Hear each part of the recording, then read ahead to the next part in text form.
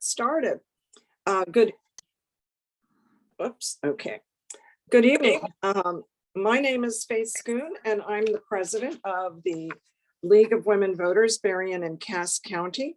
I want to welcome you to our virtual town hall, Making Democracy Work, with special speaker Judy Karandjeff, a longtime League member and past president of the League of Women Voters, Michigan.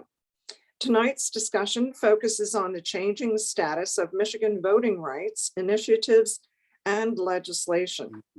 Helping behind the scenes tonight are members representing the Delta Sigma Theta sorority and the Alpha Kappa Alpha sorority, along with assistance from additional League of Women Voters, Berrien and Cass County members and board members.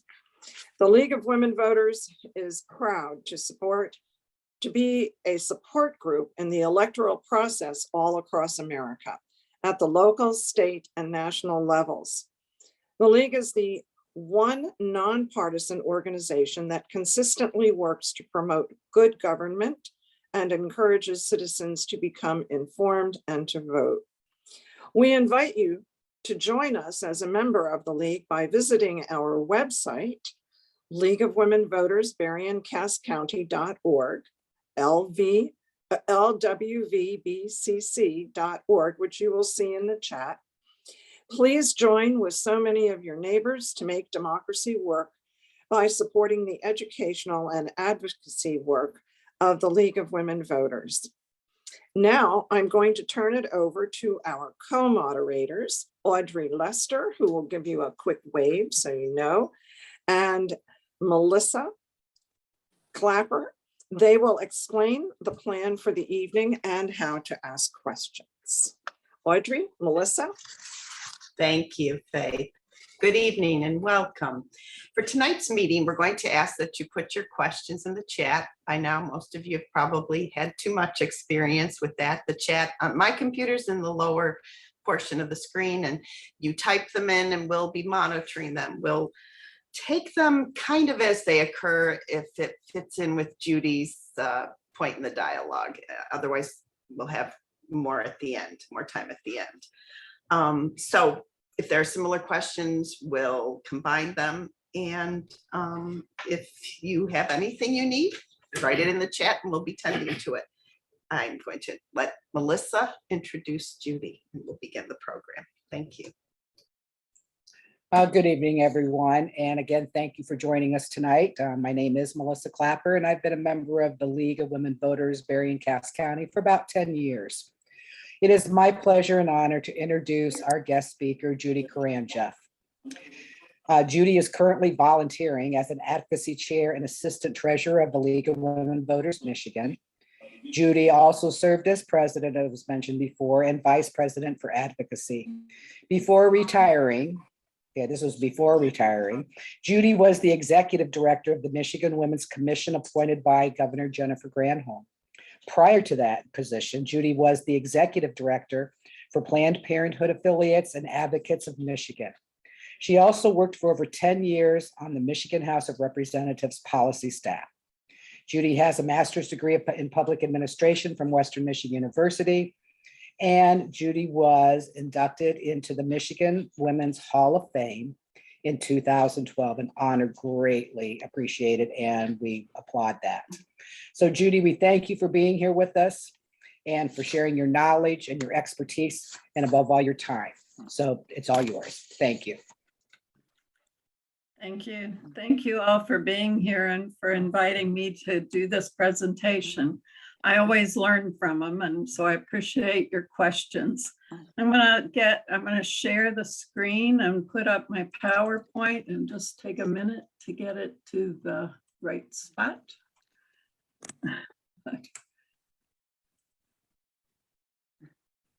So everybody should be able to see that without any problem. Okay. As you know, the purpose of the League is to also educate. We have a C3 organization as well as our C4 organization. And this is a C3 presentation where we provide nonpartisan information and explain the registering and voting and encourage citizens to participate in civic life. So this presentation will not take any positions on the information that I'm presenting. To start with, I just wanted to remind all of you about your voting rights because they have changed over the last few years. On registering to vote, you are eligible to vote on election day. That was new. And if you're a resident in your area for at least 30 days, a US citizen, at least 18 years of age, and not currently serving a sentence in jail or prison. But you can register anytime up until 8 p.m. on election day. That was new when we passed Promote the Vote in 2018, and some of you may have worked on that campaign. You can register in person with proof of residency. You can register in person at the Secretary of State's office. You can even register online if you have a driver's license number or a state ID so that they already know your status in the state. You can mail in an application, and you can register in person at some state agencies. You have to show a proof of residency. That can be your Michigan driver's license or state ID, current utility bill, a bank statement, a paycheck, or a government document. Voting rights before election day. All registered voters have the right to vote by an absentee ballot. Again, this was new in the 2018 election. You can after the 2018 election, after we passed Promote the Vote, and then it went into effect for the statewide election in 2020. All registered voters have a right to vote by an absentee ballot. You can request it through an absentee ballot application. Those applications are available online, or there's sheets you can pick up or distribute from your local clerk. Their absentee ballots are available 40 days prior to the election. You must return them by 8 p.m. on election day. And military and overseas voters can vote absentee. You can vote in person before election day using your absentee ballot. You can vote 40 days prior to the election day. When the office is open depends on your local clerk. And if you're not sure if you're registered, you want to just check and make sure you haven't been dropped off for any reason, there's a website. It's www.mi.gov/vote, where you can check your registration. And then, let's see, why is that not moving? Okay. On election day now, you can actually register to vote at your clerk's office if you're not registered or have moved. The polls are open from 7 a.m. to 8 p.m. They do require an ID, but some of you might be aware you can also sign an affidavit stating that you are who you are. And this is a legal document, so it shouldn't be taken lightly. And vote as long as your name appears in the qualified voter file. Absentee ballots must be submitted to the clerk or put in a drop box by 8 p.m. So getting to the 2020 election, I'm sure you all remember, it was in the middle of COVID. We had 652,000 more voters in 2020 than we did in 2016. And you can see the major cities where that occurred around the state, including Lansing, where I live, but also Detroit, Grand Rapids, Ann Arbor. And then absentee ballot voting greatly increased. We have no idea if that was a real result of COVID or the Promote the Vote ballot that passed in 2018, but nearly 2/3 of the votes were ballots were absentee. And you can again see the cities where those occurred. We're talking about 3.3 million ballots that were submitted as an absentee ballot. Again, they could have been put in a drop box, they could have been mailed, they could have been voted on at the clerk's office. But a lot of people chose to vote absentee. I want to point out that in 1960, 72.7% of eligible voters voted.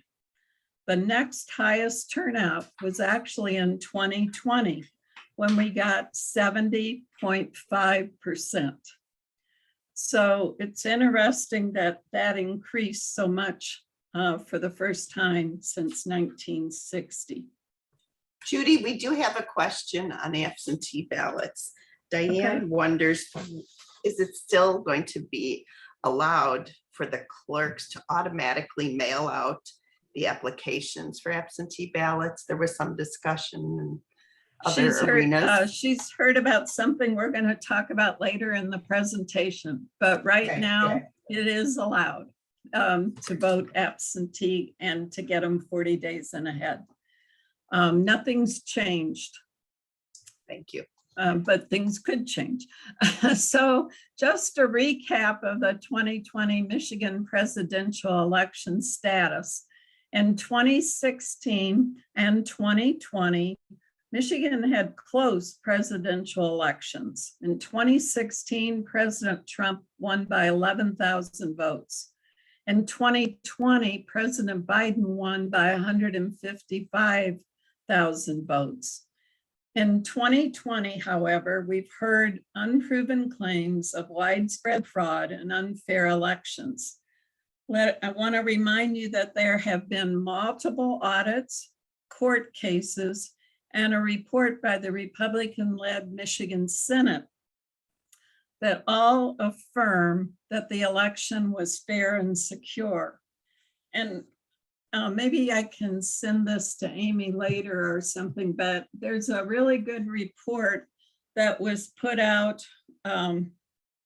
by Senator Ed McBroom's committee. He's chair of the Senate Oversight Committee. And he did a report on the November 2020 election in Michigan. He's a Republican state senator from the Upper Peninsula. And in his lengthy report, it's over, just looking at the page numbers, and it's probably over 50 pages. He found no evidence of fraud or of an unfair election. There were 3 types of audits. There were precinct procedural audits that clerks did, and they were primarily done by county clerks that showed no fraud or abuse. There were absentee voter counting board audits for 2020.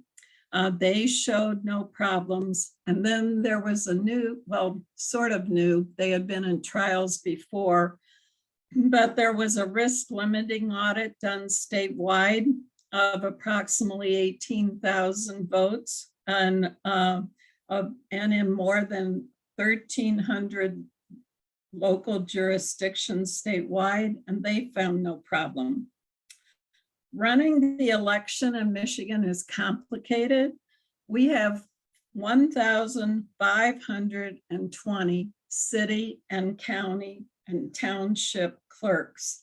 And besides that, we have staff and volunteers and election inspectors that all work on our elections in Michigan.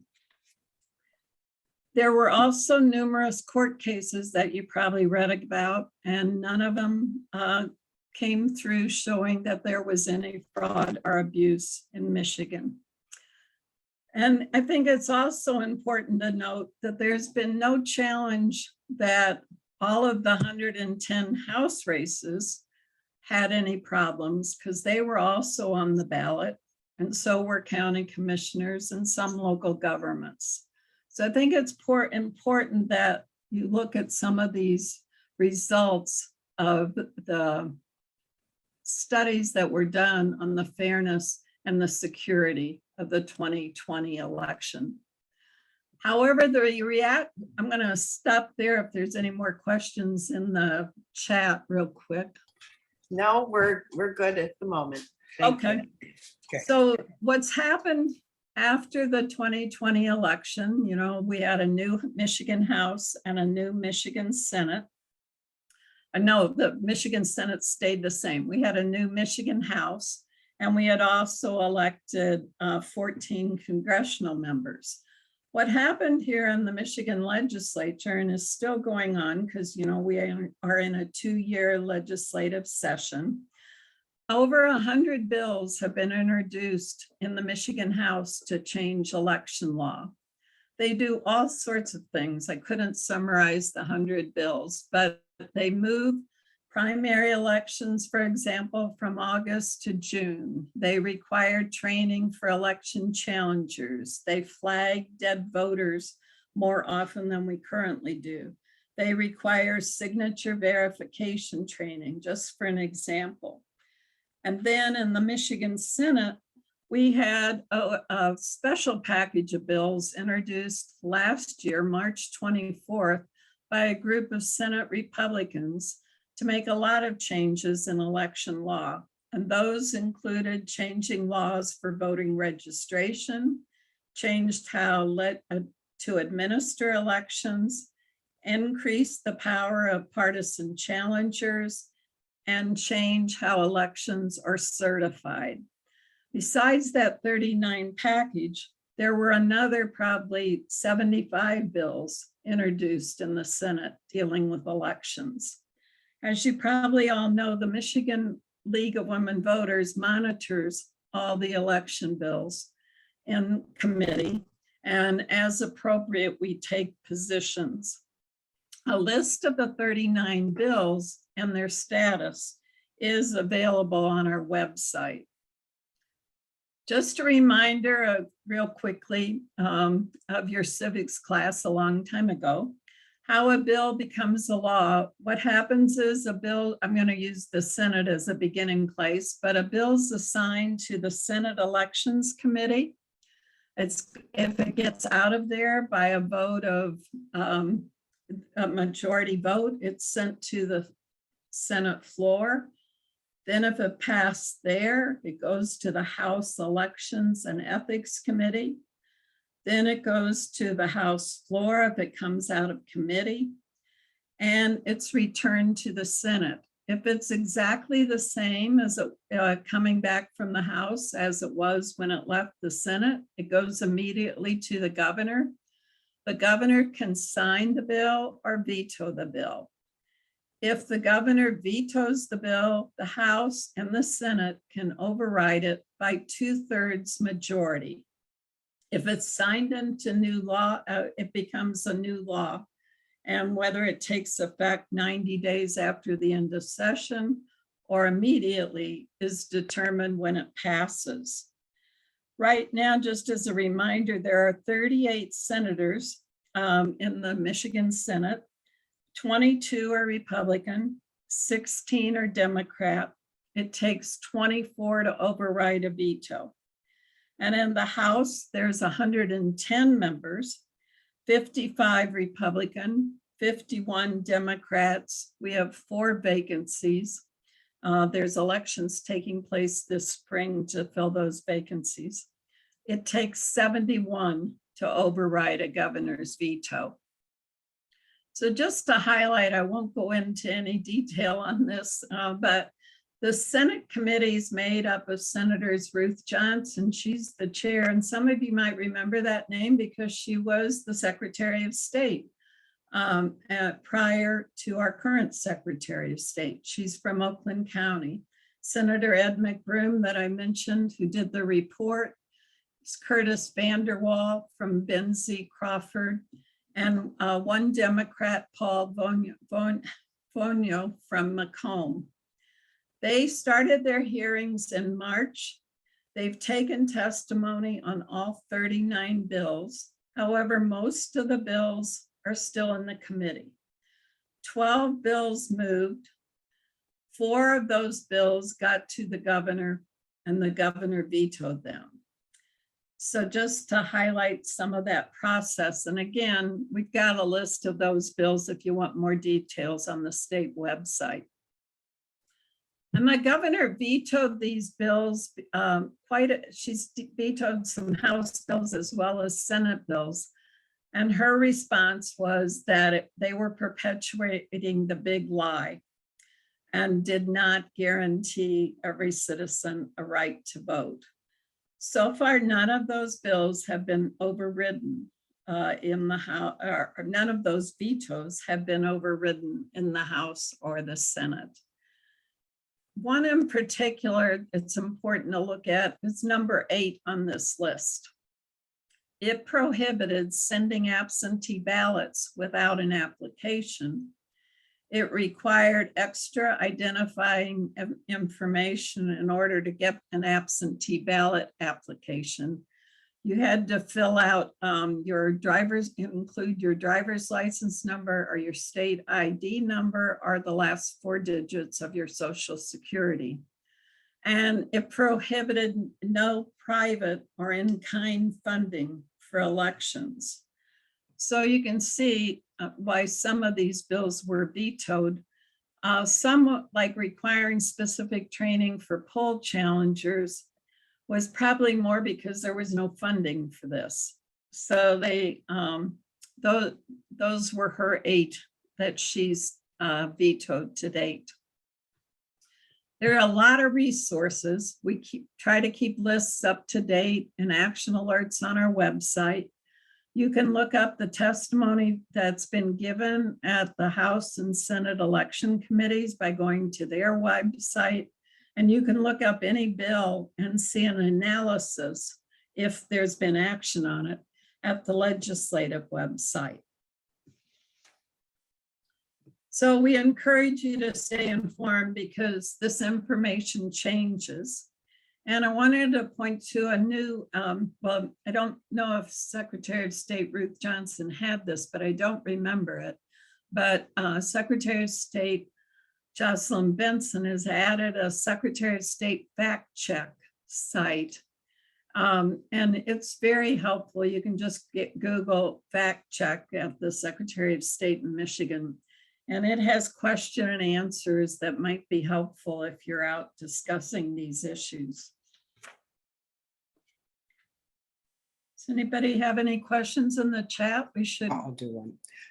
Yes, we did have one that I think we kind of need to clarify a little bit. So the question was, can some clerks mail out absentee ballots without an application requesting one? They cannot mail out any absentee ballot without a request. Some of you might remember there was a controversy in the 2020 election when Secretary of State Jocelyn Benson mailed an absentee ballot application unsolicited to every registered voter in the state that they had on the qualified voter file. Prior to that, lots of groups used to mail absentee ballot applications. Political parties, interest groups would mail them out. I don't know that that happened in 2020 because of Secretary of Benson's doing that. She had federal money she used. But you have to request an absentee ballot.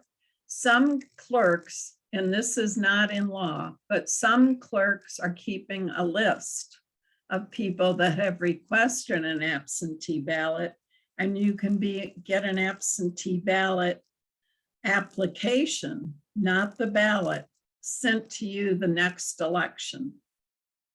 So again, no unsolicited ballots are sent to anybody. You have to fill out an application. Anything else? Yes, I think that answers the question. Yes, it's the application has to go. Ballots cannot be sent.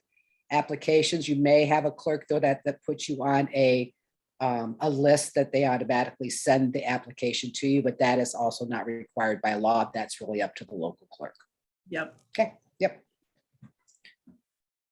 The Secretary of State has a legislative agenda, but frankly, it's not going anywhere. But I think it's important that you note that she does have one. She has it on her website for assuring equitable access, a strong infrastructure, and obviously secure elections.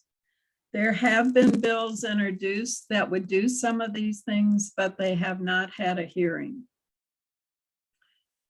So now I'm going to change to what's happening with petitions, which is another wrinkle besides what's happening in the legislature.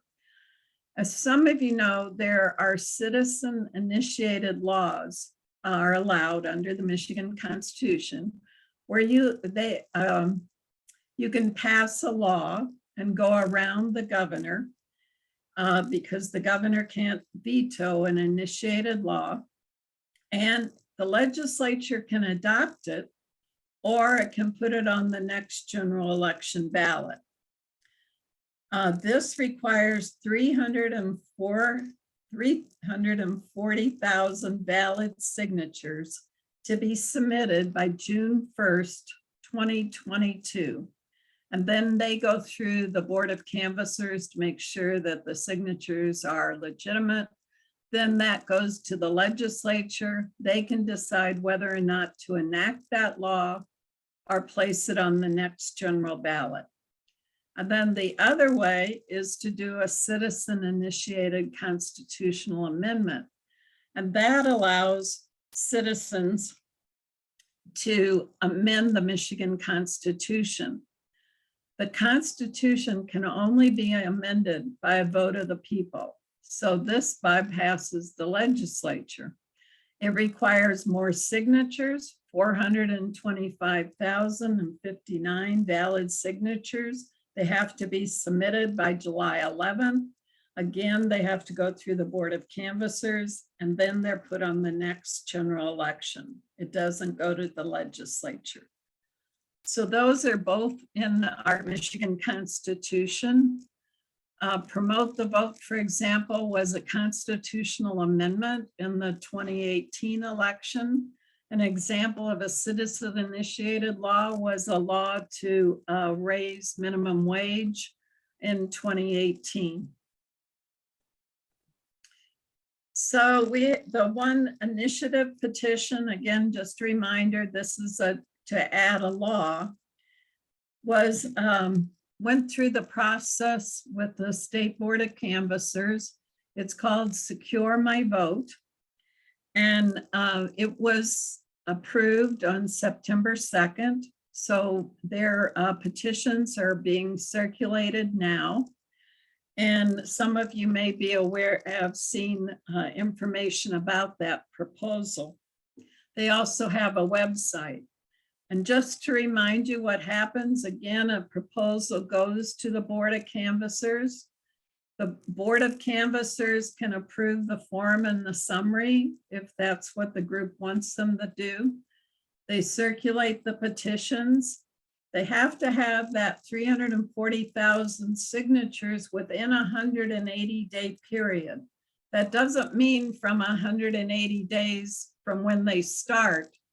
It's like a moving 180 days. The signatures all have to be within 180 days or less. The Board of Canvassers validates the signature, goes to the legislature, and then if it passes, it cannot be vetoed by the governor or it goes to the people. So let me tell you a little bit about the Secure My Vote initiated legislation. They have a website. It's Secure My Vote is their name. It mandates that people disclose partial security, social security numbers when registering to vote. That's not required now. It's the last 4 digits. This is some of what was in that bill I highlighted, Senate Bill 308. It restricts options for registered voters to verify their identity when voting. Some of the forms that are currently now allowed would not be allowed. They eliminate the use of the affidavit. What I told you about the legal document that you can sign at the poll if you don't have a valid form with you. And they require voters applying for an absentee ballot to include their driver's license number or state ID or the last 4 digits of their social security number on their application. That's not required now. They prohibit election officials from sending or providing absentee applications. This isn't the ballot, it's an application unless asked. Now clerks can mail applications and they can have applications available on the website. This would not be allowed if this was adopted. It bans all charitable contributions, including volunteer time to help administer elections. Currently, you're allowed to make charitable contributions and volunteers are allowed to participate. It states what's already in current law, that drop boxes close at 8 p.m. on election day. There's no change there. It mandates clerks' offices be open from 9 a.m. to 5 p.m.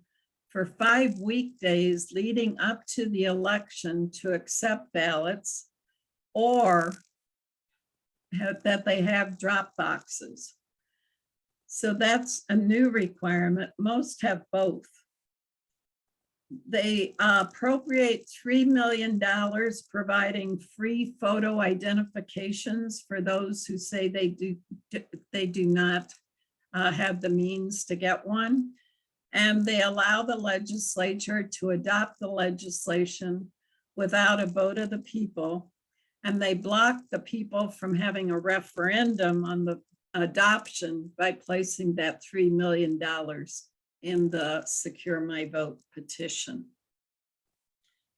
So again, they have their information and why they're doing this on their website for everyone to see.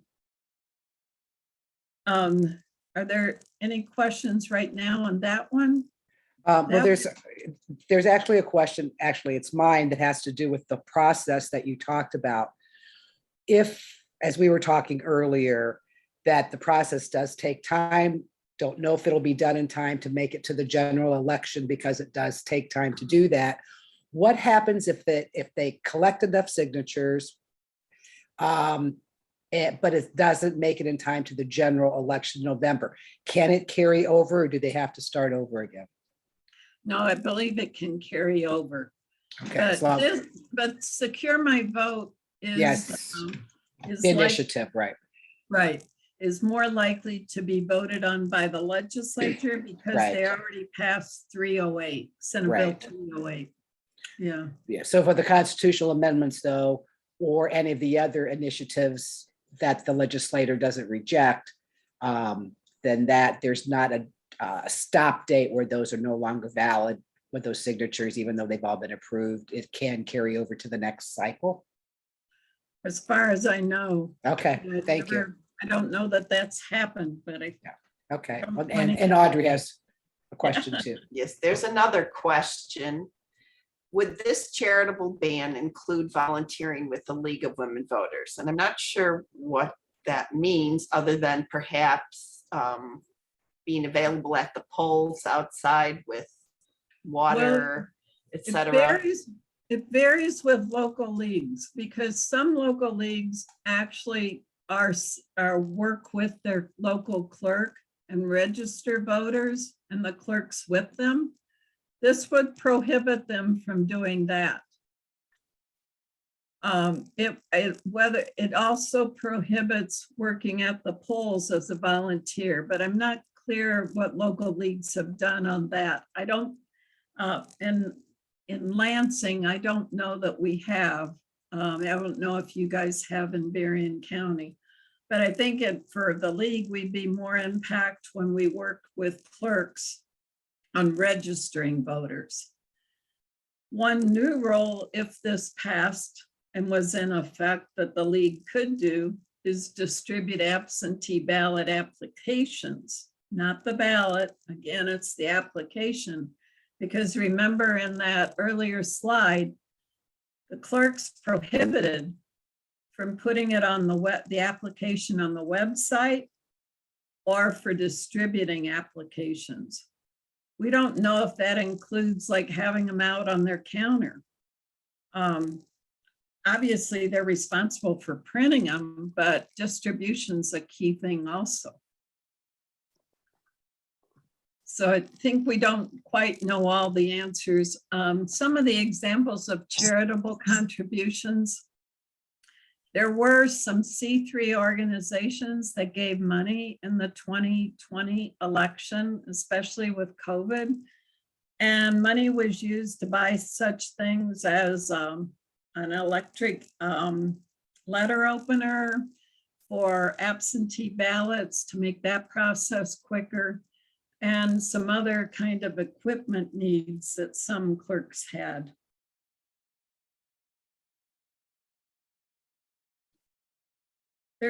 I'll go ahead then, unless there's another question. The Audit Michigan is also another initiative petition. So this is again a law that the legislature could pass. This would force a third party, what's known as a forensic audit, like was done out in Arizona of the 2020 election. And as we pointed out, we already had over 250 of the 2020 election. It also would prohibit and prevent state and local election officials who currently perform the election audits from doing so in the future. We would only do forensic audits. It would create a 20-member audit panel. 16 members would vote. There would be 4 alternates, and that would be composed equally of 10 Democrats and 10 Republicans.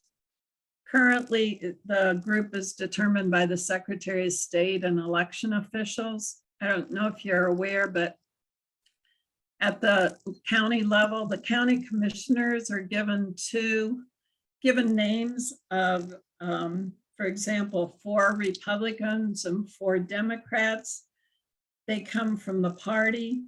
Then the commissioners select 2 from each for their 4-member board of canvassers. That wouldn't be true if this passed.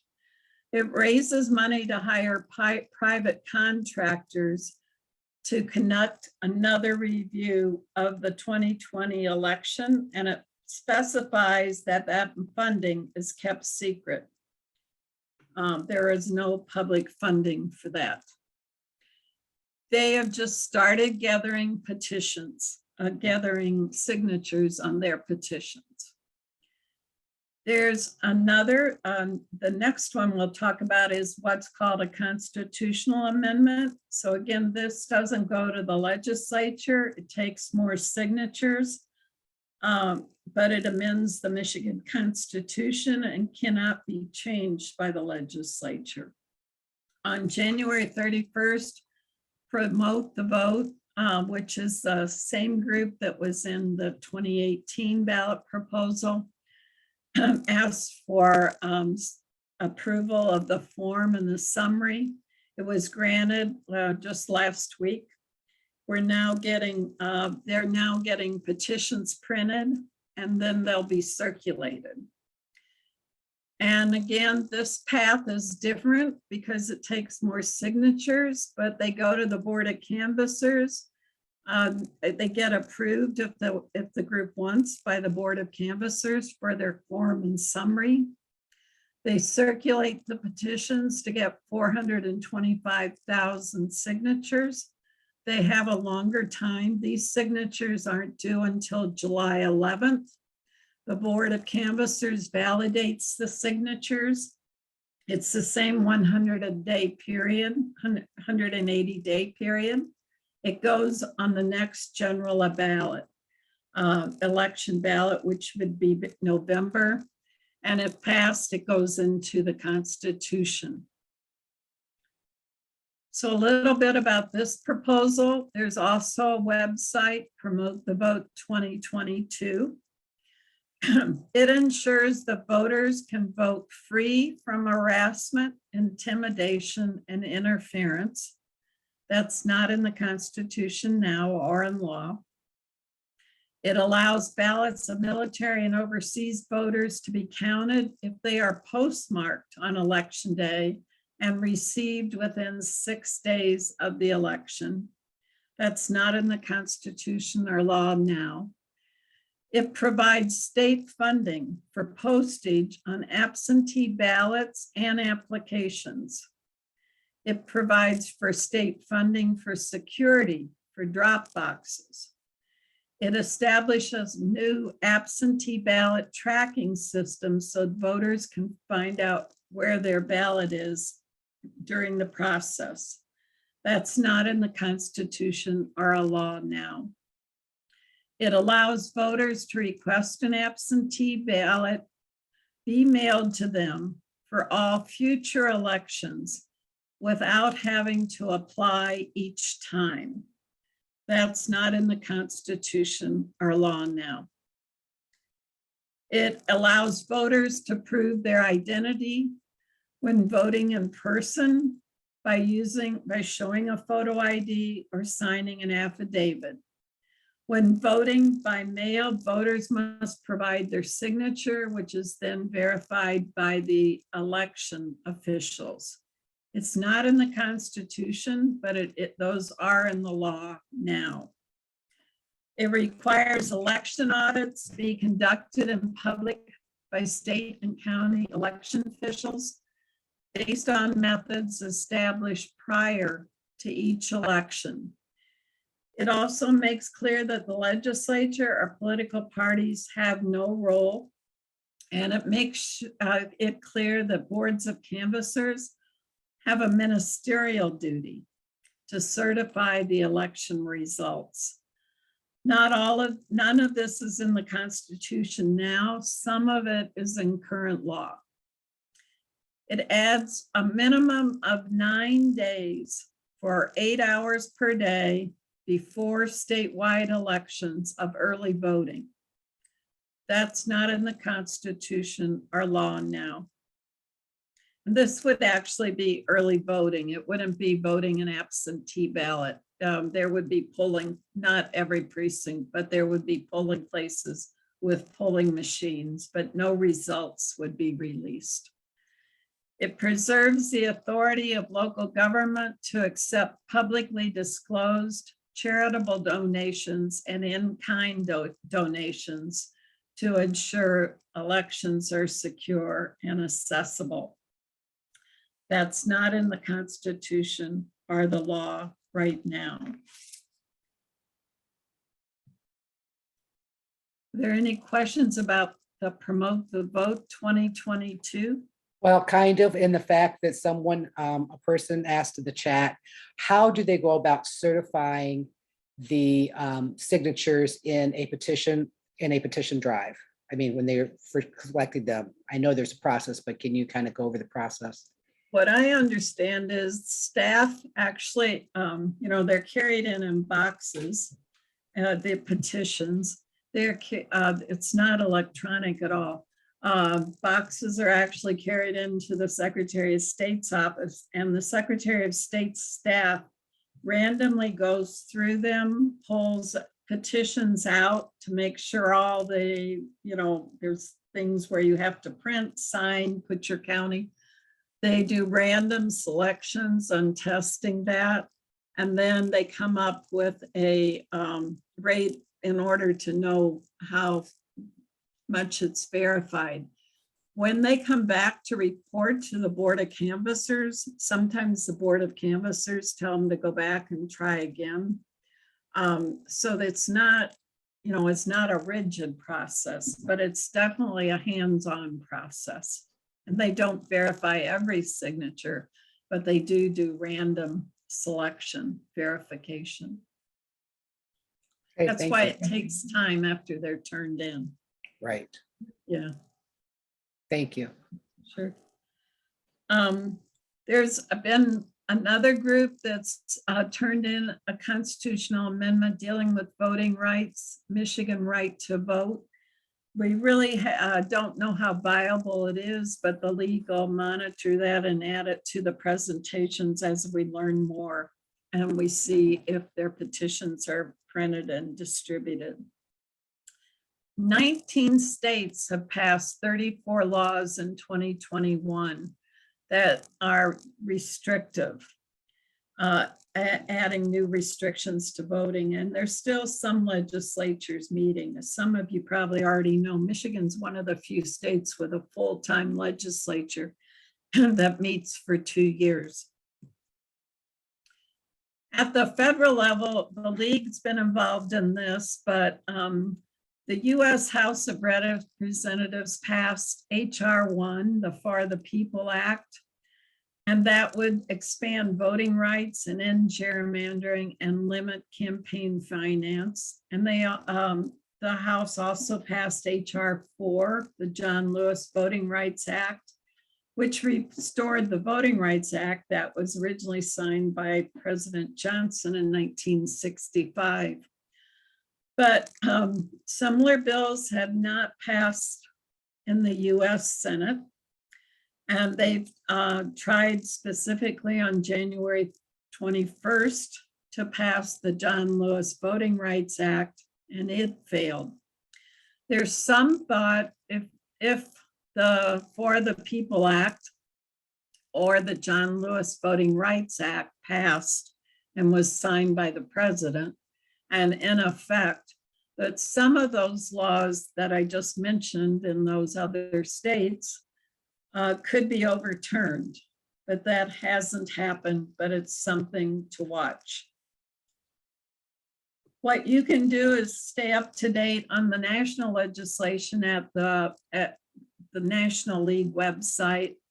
And also, again, there's some good information on the Secretary of State's fact checked. And I forgot to mention, there's a good booklet, Know Your Voting Rights, that maybe some of you distributed in the last election, but since nothing's changed, it's still good. And that's available on the website also. Are there any questions before we start this section, Melissa or Audrey? Nope, I think that we've clarified everyone's. I've looked checking just to make sure. Okay. I think we're okay. Thank you. Thank you. So the league's been very aware that there's been a lot of misinformation and disinformation, and it's challenging for all of us to make sure that we're providing accurate information and that sharing false information without the intent of harm is misinformation. But disinformation, which I really hadn't been aware of until recently, is creating and sharing false information with the intent to do harm. And it's important that we be aware that that's going on and can counter it with some of the sources, hopefully, that we have, and that we're providing accurate information. One way to spot disinformation, and it's occurring especially online, is to consider the source, check the date. I know I've run into that problem myself doing fact checking. Cross-check information for you get more than one source and read past the headline, and question emotionally charged content. Because we know these are challenging times, and I think COVID has exacerbated it, but we all need to be careful about the information we're providing. And how to combat mis or disinformation is never quote it when you're referring to it. Refer to the bad information without repeating it. In those instances, you could use the source. And focus on providing correct information. And you could do that in a variety of ways in your local league just by doing a letter to the editor on prior to the election, letting people know they can get their absentee ballot 40 days prior to the election. Because I think because of the news stories about what's happened in the legislature, I think people are going to be confused. So we can make sure to get the facts out. And as Margaret Mead said, never doubt that a small group of thoughtful, committed citizens can change the world. Indeed, it is the only thing that ever has. Which I hope gives us all hope for the work we have ahead of us. Glad to take more questions or ask clarifying.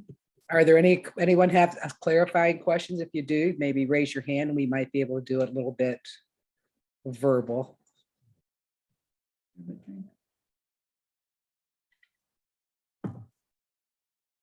Or put your name in the chat. Zena has My a question would be on the petitions signatures. Can another party challenge those signatures like you can with candidate ballot or signature? Yep. Yeah, I don't exactly know how that process works, but I know there is a way to challenge them. I'll make that a note for me. But again, what happens is the recommendation comes from the Secretary of State to the Board of Canvassers. And so it would be what they take, not another group. Okay. Anyone else have a clarification question or a question that we didn't address? I know it's a lot of information to absorb. But again, all the websites that Judy referred to, if you're interested in more about the petitions and where they're at, you can go to the to the Secretary of State website for Michigan, and there is a piece on there on the State Board of Canvassers. They do have a meeting once a month. They do minutes, although they're not there from the last one. So if you want to keep up to date, Bridge Magazine has also done an excellent job of keeping up on the petitions. And again, all of those are still in, nothing's on the ballot yet. So, but Bridge Michigan, it'd be bridgemi.com, has an excellent update on those petitions as well. And another thing we put on the state website, right now, I think we have 12 petitions that are going somewhere in the process.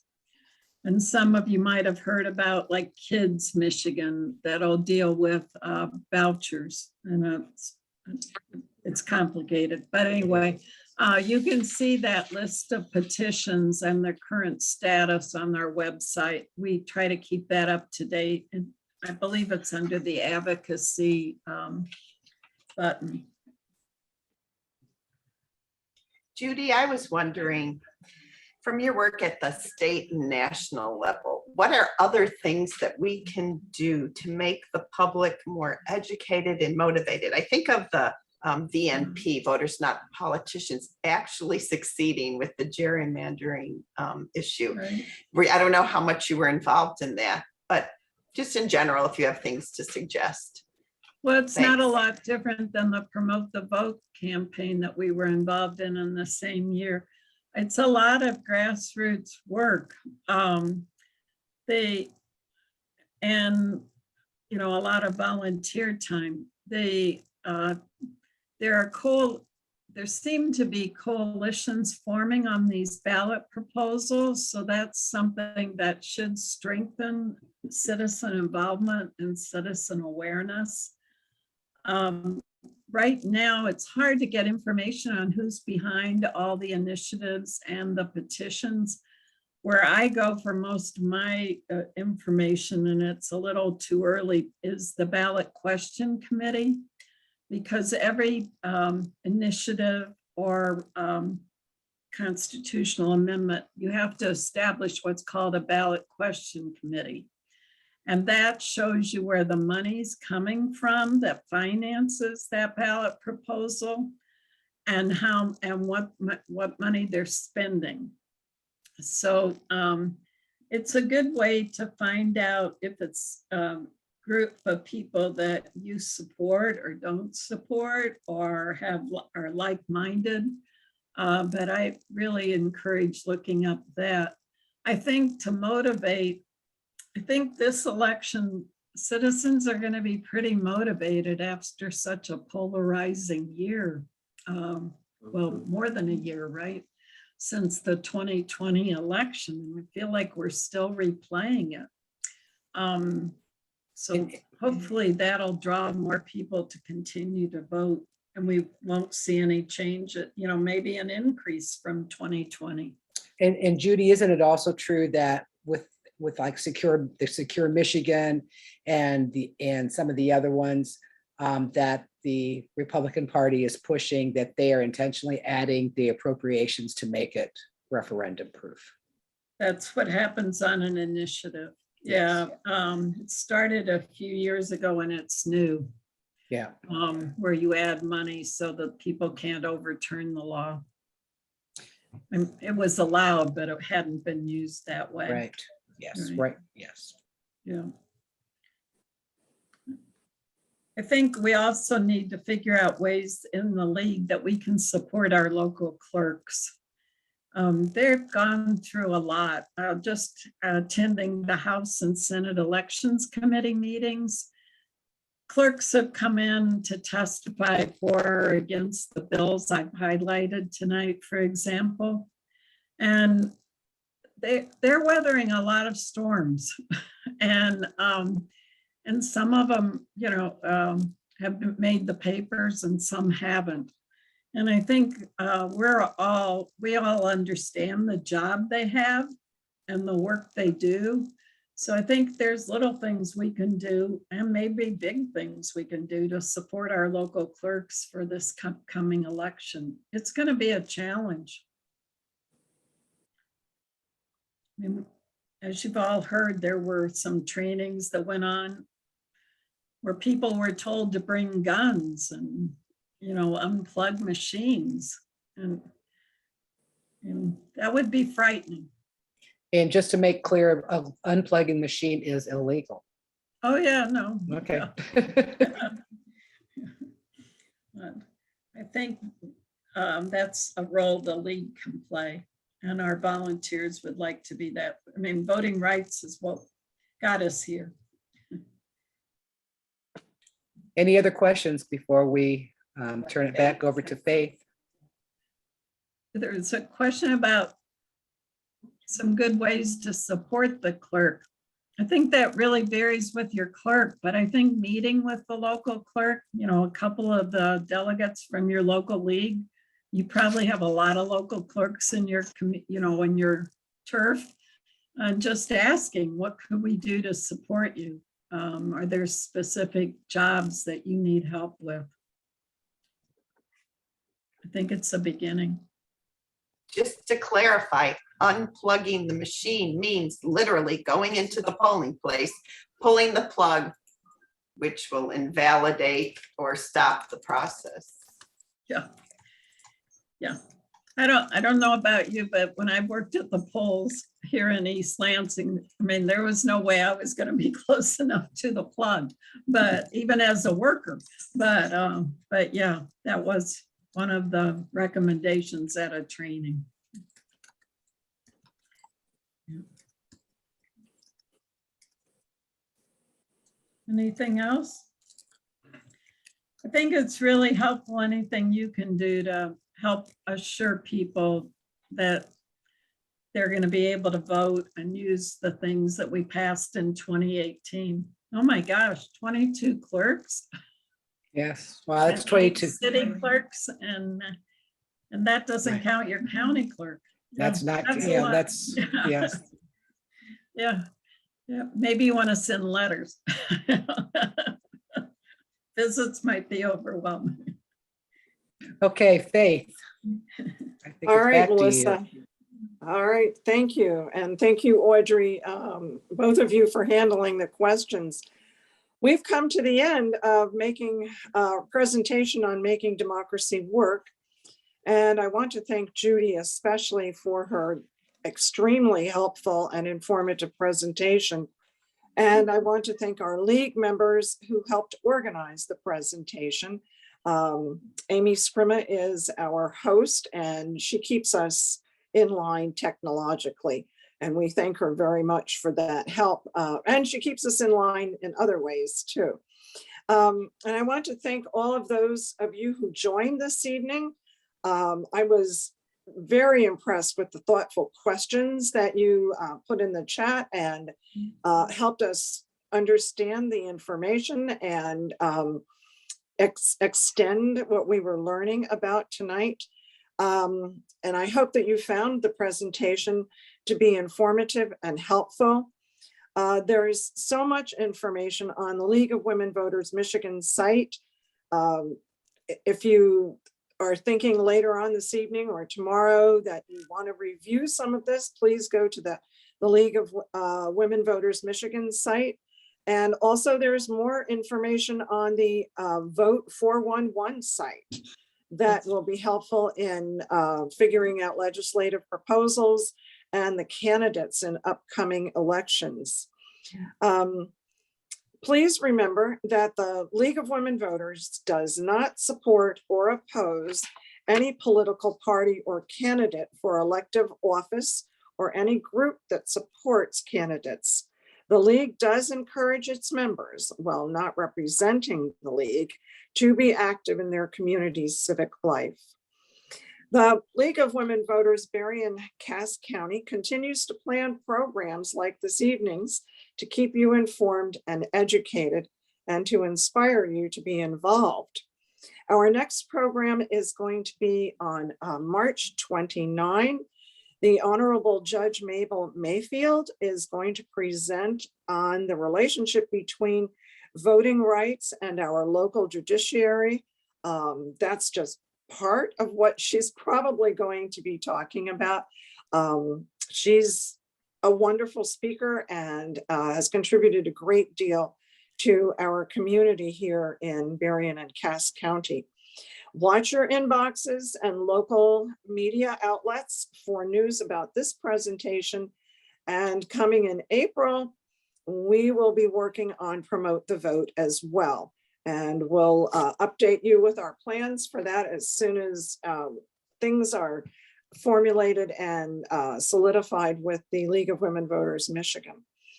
Thank you again so much to everyone for coming. And also, if you would like to join the League of Women Voters Berrien and Cass County, please go to our website and click on the join or renew button. And we would love to have you get involved in this process. I'm fairly new to this and I'm so happy to have been able to meet all these wonderful people and to learn so much about making our democracy work. Thank you again for coming and have a good evening. Good night, everyone. Thank you, Judy. Thank you. Thank you, Judy. Thank you. Thank you, guys.